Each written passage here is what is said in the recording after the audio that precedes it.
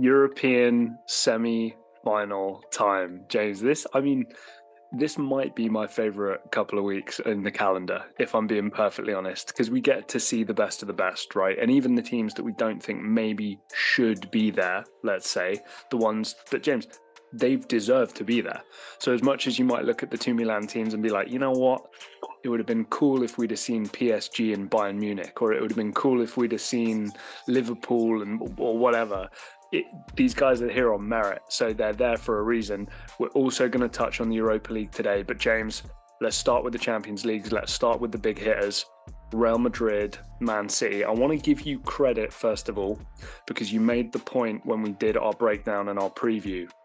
Man City are going to have the ball. Real Madrid are not going to mind Man City having the ball. And James, that is basically what we saw to begin with, right? What did you make of the Real Madrid-Man City game? Guys, I'll be honest with you. The one thing is that I didn't get to watch the whole 90 minutes. I had a semi-final. We lost the semi-final. So I didn't get like a full representation of the match. Of course, seeing the highlights, listening to a lot. So my breakdown isn't going to be as great as usual. But overall, Jack said it. I think Man City started well. They kept possession, but I think your Real Madrid in these situations, they know they don't need to start like house on fire. You seen them against you see them when they went away to Anfield. They started off slow and like they knew how to pick it up, and it took a similar toll. Bayern mind goals and go in. City dominated possession.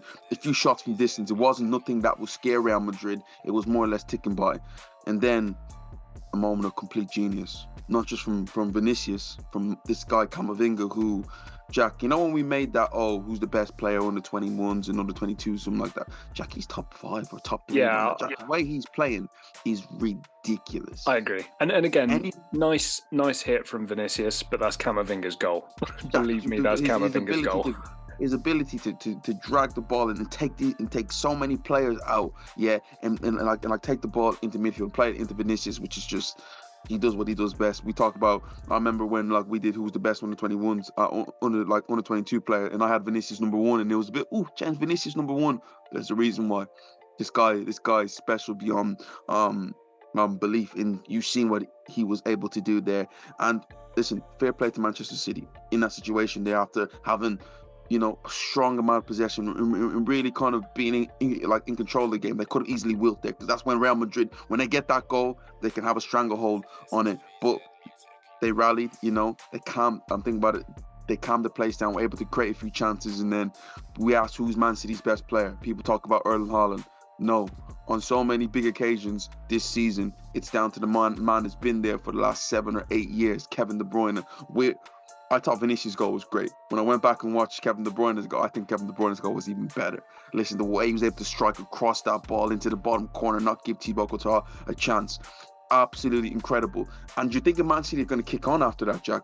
But Real Madrid rallied again, and they showed their quality, Jack. Real Madrid felt like they were about to get the second goal, or the Man City. But as the whole totality of the game is finished, I think both teams will be happy. I think Man City will be a bit more happy knowing that they don't have to go to the Etihad with a deficit. But Real Madrid finishing that game, they're going to be like, this is the Man City that you guys were talking about, that we should fear. Well, James, I'm pretty sure we can remember our preview and our breakdown. I made the point, I think Real Madrid are going to want to go to the Etihad, win in and blah, blah, blah. And you were like, no, I don't. I don't think so. And again, we kind of saw a draw, but I don't think anybody watching the game thinks that they're going to just go to the Etihad and Real Madrid are not going to score or have some sort of goal threat, right? This is still going to be an unbelievably dangerous game. I want you guys to realise that a few things here. Look at the players that are on show for Real Madrid: Benzema, Modric, Kroos, Carvajal, Thibaut Courtois. We need to talk about that, by the way. Exactly. Been there, done that. They've seen it in all different occasions. Nothing like this is going to phase them. Going to Etihad, yes, the crowd's going to be up. But this season, Jack, I'm going to mention, they went away to Liverpool, being 2-1 down at a Champions League night and finished the game 5-2. Yeah? Right. They went away to the Nou Camp after Barcelona took the lead in the first leg of the Copa del Rey. They finished the game with a 4-0 win. Big occasions, big occasions, big crowds.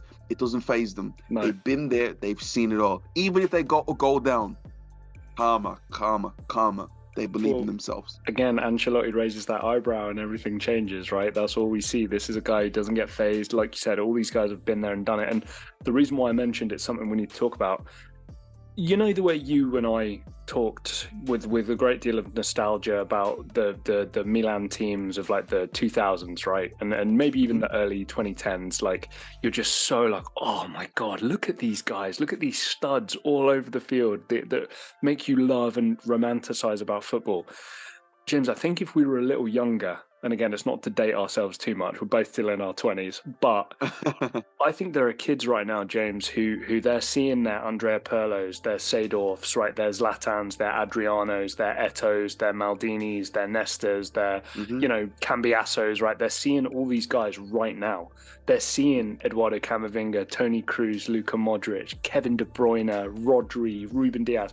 I think we're seeing a similar caliber of quality. And James, I mean, again, this might be a bit of a hot take perhaps, but I think in terms of a quality of two club sides coming up against one another, is this Man City team and this Real Madrid team the highest quality football match we've seen in the past 10 or so years? Maybe I'm being prisoner of the moment, but I look across the 11s of both teams, and James, I think we're going to look back on this being like, wow, look at these two teams. Wow.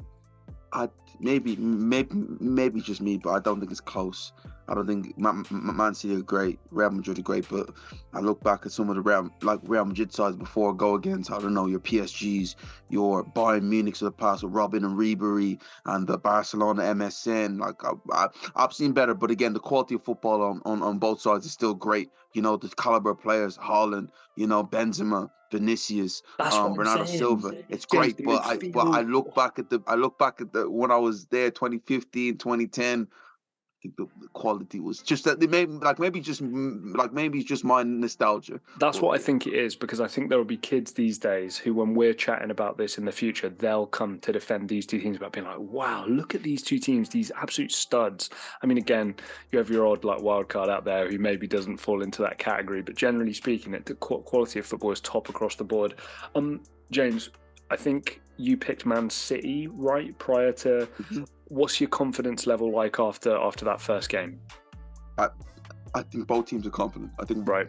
Man City. The fact that Guardiola didn't even make a substitution just shows you, okay, like he was happy to keep it the way he was. Let no thing come out. And I think he probably learned from last year when he took off. I think was it Gundogan or kept like Kevin De Bruyne or like Mahrez, and then they went on to concede. The fact that he kept it like that and didn't want to change it because of maybe what happened last year with that last 5 minutes was just absolute chaos. He said, we'll keep it the way it is, we'll take what we have and then we'll go there. Man City, I think, will be slightly more confident, but Real Madrid go into the Etihad with no fear. But Man City are going to believe, okay, let's do it. Let's finally beat this team. I was picking Real Madrid before, and again, you and I have spoken about this for a few years now. Until I find a reason not to, Real Madrid are going to be my pick to win the whole thing. I think I remember you and me at uni, I would pick Bayern Munich every year because I always had this thought like, man, it's such a well-run team. There's talent, like the mentality's there. Surely they've got to win it one year. Real Madrid have just made my mind up for me. There was nothing I saw that made me feel super confident, but James, it's Real Madrid, it's the Champions League, so my confidence, even away at the Etihad, is super high. Moving on, James. An emotional football match, the San Siro, a stadium shared for, I think, 75, 70, 80 years in Italy. The tifos were absolutely beautiful. The atmosphere was absolutely electric. Again, quality of teams is not quite like what it was, like we were talking about before, but the moment, the occasion is still huge. There will be a team from Milan in the Champions League final. That's kind of insane to say, and we would have not said that at the beginning of this season. What did you make of the game? I mean, obviously, I think the initial thing is Inter come out super, super hot. James, are Inter potentially going to regret not completely killing both legs within that first half? You just said my assessment right there. Yeah. I feel Inter finished the game in like, oh yeah, we're happy, but they shouldn't be. This whole tie should be they should be thinking already about the final, and possibly they already are having the home tie. I don't get it if they have a home tie when they both play in the same stadium. Maybe they'll have a bit more fans in the second leg. It's But also the dressing room, but apart from that, I'm pretty sure that's it. but Jack, as you see, I think if you're Inter, 2-0 is cool, but it could have been 4, 5, and 6. When I mean Milan were there for the taking, Jack. They looked shell shocked. They did not know what to do. The fence was all over the place. Some of the stuff I was seeing, the movement from the front three of Martinez and Dzeko was ridiculous, Jack. I'm seeing Dzeko nutmeg Tomori. Martinez is popping up in like different areas. Mkhitaryan, Barella, like it was just so much for them, and they just didn't. They weren't ready for the occasion, you know. No. The crowd was incredible, but maybe maybe the fact that you're missing your best player in like Rafael Leao must have got to them, and also Jack scoring let's be honest, a goal comes out of nowhere from a set piece, kind of gets you going, and then Inter goes, guys, we got to go from set piece out of nowhere, let's go, and then listen, they just they constantly just chugging away, chance after chance. It should have been more, you know. Disappointing on like Inter's side for me to completely kill this tie. Yeah, look, I'm absolutely with you. I don't know if they will regret it. I think that from all the reports that I've seen, Rafael Leao did train alone prior to the game, so I think there was some optimism. But I think you make all the right noises there, James. That left flank, Theo Hernandez and Rafael Leao, it's not something really that they can do. They don't have a player like him. A lot of the times you've got that kind of number 10 kind of inside forward, kind of like a Brahim Diaz, like a Messias, right? Who are kind of similar, interchangeable players. Who's your backup for Rafael Leao in terms of style of play, physical freak show that he is and what he's capable of doing? There is not one. There's no like for like there that you're going to do. Your whole style of play has to change. And especially with the kind of back four that they didn't end up going with, I was wrong with my prediction. Kalulu did not start. They did not want to risk him. And I do wonder if they thought maybe the moment and his lack of game time would overawe him a bit. So they went for Simon Kjaer. Be interesting to see if they go back to Kalulu because he's had such a great year. We'll have to see. You've got to imagine Rafael Leao is back. Can he spearhead them going off in the second leg? I'm not so sure because, James, again, you look at the stats from the game, Milan had more of the ball, more opportunities, blah, blah, blah. But why is that? It was because they were 2 goals down within like 15 minutes. That's exactly why that happened. That's what changed the game. This wasn't a 0-0 until 60 minutes, until something happened. So again, next leg, going to be very, very interesting. And James, Rafael Leao is not going to have as much space to work with than he would have if it was 0-0. 100%. I feel like that's a big thing. You mentioned possession, of course. Inter goals from the point of view, we're 2-0 up, you guys covered us, and also Jack, Inter from the transition was just insane. You know, Dzeko isn't quick, Jack, but for some weird reason he had an extra step in like when he was running. But another thing I want to touch on here, Jack, you mentioned the quality of both teams. You mentioned the starting levels are quite equal to a certain point. I do believe Inter are a little bit better, but the thing that separates Inter from me, AC, is the bench, Jack. The fact that Inter Milan can bring on players like Lukaku and Brozovic, Jack. You know, and let's be truthfully honest, I'm not saying he's bad. This guy's scored in the Champions League final, but Divock Origi's coming on for AC Milan, while, you know, he probably should have started. If we're being real, he probably should have started. I'm not a huge Messias fan. I don't think he's that good. And I think Brahim Diaz needs to be in the right situation to show his skills. Whereas Divock Origi at least has something about him to scare a fullback, even out wide. I know that's not his natural spot, but that's what I would have probably done if I was managing anyway. So interesting game. Again, I know you're going to think, oh, Jack, shut up, Roma, blah, blah, blah. Guys, Edin Dzeko is so good. If Edin Dzeko had chosen his career path differently, we and again, this might be, you know, again, I'm biased and maybe this is way too much praise, but if Edin Dzeko found himself in the right situation and moved to the right clubs at the right time, we could be talking about him up there with the very, very best in that kind of secondary tier of strikers, your Cavani's, Higuain's, these kinds of guys. Edin Dzeko is right up there with those guys. He really is. And guys, I was at the Stamford Bridge game where he scored that left-footed volley against Chelsea. I was there. Him pulling off Calabria with his left foot again and just scoring that volley. Guys, this is what he's capable of. James, you're like this. There is a little Van Persie in him as well. He does have those opportunities technique-wise where he can do certain things that not many strikers in world football can, and especially at his age. What a player, what a career, what a legend. I love him forever. I think another thing I want to touch on there. I think one of my favorite players, Thierry Henry. You look at a player like Kylian Mbappe. The one thing which you think about with these guys is think about their speed, and once their speed diminishes, they kind of become the shell of themselves. And Dzeko's never really been a quick guy. This guy is 37, and he's still doing what he was doing when he was 26. Granted, yeah, he probably was a little bit quicker, but he wasn't the quickest of all time. Yeah, but he's in the area. He knows how to he knows how to hold the ball. He knows how to bring players into play, and also in front of goal, he can create a bit, but he can definitely finish. Jack has been on a bit of a downward spiral when it comes to goals, is in and out, but the confidence to know that I can score goals is there, and Jack, the finish he had was incredible. This guy's one of the, when you think about the best of this generation, he's up there, Jack. Up there. And again, this Inter team is aimed at getting the best out of Lautaro Martinez, and again, he's amazing. It'll be interesting to see if he stays this summer. I know a lot of teams are interested in him. He's had a fantastic year and deserves to get his move if he wants to. But yeah, very interesting for the next leg. James, any confidence from you that Milan, with maybe Rafael Leao back, are they going to be capable of doing anything? Based on the recent history of this fixture, not a chance. Based on the Champions League this season, not a team that likes to push, a team that likes to kind of play on the back foot and let the opposition come to them. I'm not sure what they're like when they're asked to answer a question. I'm not sure what they're like to solve it. So I can't see them really doing much. I see Inter going through comfortably, but it could have been even more. We might as well have had a reserve fixture, but it's still a little bit in the balance. But they've left the door open a bit. And you never know. Yeah, I'm with you. Look, we'll quickly go over to the Europa League. And again, James, a game that neither you or I did end up seeing, Juventus versus Sevilla. Sevilla, obviously a relatively early goal, 32nd minute with Nesri there, and then a 97th minute equaliser from Gatti.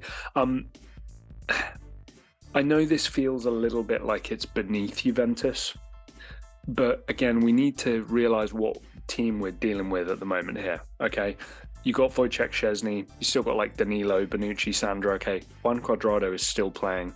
Di Maria starts. Kostic, Rabiot, Locatelli, Miretti, Dusan Blahovic. This is not the Juve team that we remember from old, that's kind of star-studded across the board with potential World 11 players. We're not there anymore.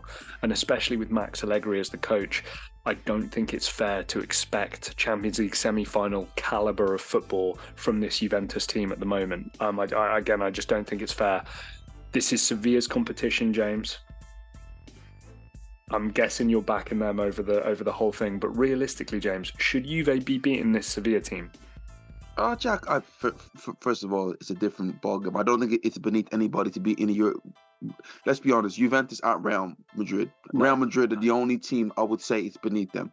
Every other team in Europe, when they're in this competition, they should respect this competition. Let's be honest, when's the last time Juve won the European trophy, Jack? Probably in the 90s, almost 20, 30 years ago. So I don't think it's beneath them. They have been on a downward spiral the past few years. But you say realistically, Jack, I always take it back, and when I think about it, I always look back at that Jose Mourinho into talking about the history of football heritage, and him talking about his time at Manchester United. And like, if you look back during his Alex Ferguson's last few years at United, there was early exits in the Champions League, and it's football heritage. Sevilla, when it comes to the competition, it's football heritage. They played against Man United in the first 45 minutes. They were blown out the water. But they didn't lose. They did not crumble because it was football heritage, and they went on to get a draw in the second leg. They smacked them up. Juve are going against football heritage. They would have expected to win today at home. I think the majority of games that they've had at home this season in the Europa League, they've won them. And the fact that they draw and like they have to go away to Sevilla, and win. Not too many people come out alive. I think is it called the San Miguel Stadium? I don't know Sevilla Stadium. But listen, Man United went there, they crumbled. Sevilla, they know a way, they'll find a way. That crowd is electric.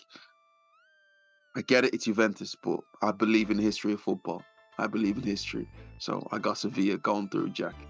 Look, and James, it's very, very difficult to disagree with you, to be perfectly honest. And again, this Sevilla team, as much as I think we know they want to come across a certain way and they're gritty and they're this and they're that, James, there's some talented guys in this squad. I mean, Ivan Rakitic 100%. is still there. And Brian Eric Lamela. You know, there's some guys there who can seriously play. We don't just have a bunch of Roy Keanes out there wasting time and scoring from set pieces and low block football. You know, there are some guys who can seriously play. So, yeah, it's Sevilla's competition. You mentioned the heritage side. And again, James, a lot of it is subconscious. Of the two teams who are trying to meet one of those other two teams in the final, Roma, the team with a 1-0 victory at home, keeping Bayer Leverkusen nice and quiet. James, as expected, Jose Mourinho said, you guys have the ball. I'm not worried about it. Xabi Alonso, you go for it, mate. You do whatever you want to do. Roma still had more shots on target. And again, a Jose Mourinho European competition special, an absolute classic. We'd probably know what's going to happen in Germany as well. There's going to be lots of winding up, lots of time wasting, the odd set piece and chances being taken. I was, James, a little bit surprised that we had Belotti and Tammy Abraham start. But I think what we saw from Jose, and again, this is his credit because we know what he's then capable of doing in terms of tactically. I don't think Bayer Leverkusen were expecting it. I don't think Xabi Alonso was expecting it. I don't think the players were expecting it. What it meant was Roma could be super, super defensive and Zeki, Celik and Spinazzola could come a lot deeper. And then similar to what Inter have done over the years as well, the two strikers can run channels. Again, Andrea Belotti gets a lot of criticism from people who don't watch Roma games and don't watch football just in general. His ability to press from the front, run channels and do really, really hard work as a striker is so undervalued and underrated. It's absolutely incredible. Classic Jose Mourinho game. I'm so happy for Eduardo Bove. Again, it was great. I know it was a shot from Tammy that was saved and then Bove kind of scored the rebound. But James, this is Jose Mourinho. And again, I know you and I have spoken about this a little. If we do get Sevilla, Jose in the final, I'm a little scared. But James, this is Jose Mourinho. This is what he does. Doesn't lose European finals. And again, as long as we don't trip up against Bayer Leverkusen, I think we're seeing Roma in the final. And Jose is 100%. Guys, do you see the smile off Jack's face right now? He's loving it. And like, guys, you know what it is? When Arsenal were going for the league, I was loving it, and I'm cheering on Roma so much. Yeah. I would love to see them in the final. Not only that, Jack, back-to-back European finals, and then win the Champions League next season. Amazing. I mean, Arsenal's going to be in that too. So maybe Arsenal Roma final, Champions League, blood in my eyes, everything like that. Incredible. Yeah. But Jose will be managing PSG by then. Possibly, if he wins this one, possibly. But as I said, Jack, Jose Mourinho just knows how to get by these games. Yeah, 1-0 isn't the greatest result in the world, but he's going to believe, okay, if we sit back, you mentioned Belotti, you mentioned Tammy Abrahams running the channels, you know what they think about it, you know their capabilities. It is going to be an issue for them. And just the understanding of Jose Mourinho in this situation, he hasn't lost too many semi-finals. Actually, on the Real Madrid, I think he lost 3 on the Real Madrid or 2 on the Real Madrid and 1 with Chelsea. So he has a few losses there, but majority of the time when he gets to semi-finals, Jack, he knows how to get through. So I like to think from here you will get the job done. Not ruling Bayern Leverkusen out, but I hope Roma goes through, and I know you are too. Yeah, and again, I just final bits from me. Again, you got to let everybody at home's got to let me be a fan for a bit here, because honestly, like this year, especially in Europe, I've really fallen in love as a fan again. Stuff's coming out of my mouth which shouldn't be. Matic has been an inspired signing. He actually has, like in terms of, especially for the price. I know we're not talking about the best holding midfielder in the world as once he maybe could have been in that conversation, but again, he's been so great. Belotti's been really, really good. Zeki, Celik has been surprisingly good. Spinazzola's managed to somehow stay fit. Brian Cristante has become one of the most important players in this team, and again, with Jose Mourinho, Roma will always have a chance, and I will be biting my nails through to the second leg and then hopefully to a final victory. We will see. James, we'll move over and we'll do it nice and quick because again, I'm sure it's the competition people care most about, but the Conference League does exist. It is a thing. Fiorentina, Basel 2-1 in that one. Again, I know you don't necessarily have much of a feel for Basel or Fiorentina, and I assume you haven't watched the game. Any kind of opinion, generally speaking, on Basel or Fiorentina in that semi? Again, you mentioned I mentioned this before, or somebody did mention this, is that we could see an Italian team in the conference final, Europa League final, and Champions League final, which is a big thing there. I like to think Fiorentina just have that, because I'll be truthfully honest, I haven't seen much. I didn't watch much of that game. The game I did watch, Jack will mention in a minute, was the West Ham AZ Alkmaar game. So yeah. And guys, me and James, as much as we'd like to follow the Swiss league, we don't know a great deal about Basel, unfortunately. I do know about Basel, a little bit. Big old Roger Federer, Yeah, absolutely. Mo Salah, of course, as well, made his name there, didn't he? But yeah, look, Fiorentina again. I'd like to think that they can be at least somewhat competitive with Basel, and I'm sure they'll be disappointed in that loss, especially with that winning goal coming in the 92nd minute, especially in Fiorentina. That is disappointing. I'm sure they won't be very happy with that. But James, let's move on to the game where we do know a couple of things about some of the guys. West Ham at home, London Stadium versus AZ Alkmaar from Holland. James, going down in the first half, 41-minute goal from Reinders, and then the comeback victory for West Ham. How big of a deal? I know it kind of, for me, it's kind of a bit of a vibe like with Roma in the Conference League. Every time I was in it, I was a bit embarrassed to be in it. I was like, if we're going to be in it, we'd better win it, because honestly, it would be more embarrassing to get knocked out than if we just don't win it. Is it a big win for West Ham if they can actually go on and win this competition, or is it still something where it's a bit like, who are these teams? I think it's a massive win for West Ham. I think it'll probably be a bit bigger than winning the FA Cup in my eyes. This is a European trophy, Jack. Arsenal struggle to win European trophies lately. Man United, a lot of teams haven't won. Tottenham, I would say Man United did win under Jose Mourinho. Tottenham struggled, Everton struggled. You can mention so many teams who would love to have a bit of silver, especially a bit of European silver, where West Ham have put themselves in positions back-to-back years to be successful in these sort of competitions. And Jack, they're kind of having this little bit of European pedigree right now. They have gained over the last 2 years. So big up to them. They didn't really panic, Jack.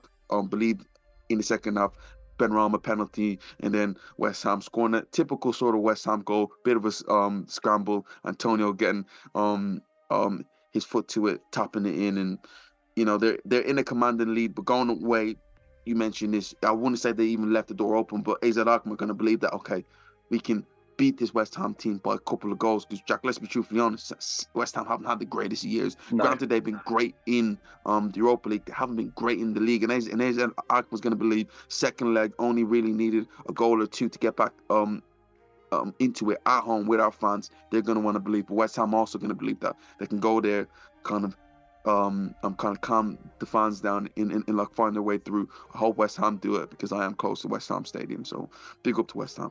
Yeah, and James, realistically, if you're finishing 15th in the Premier League and you've been under threat of relegation all season, if you find yourself in the Europa League next year, you've kind of blanked it, and there's a little bit of light at the end of the tunnel for this West Ham team.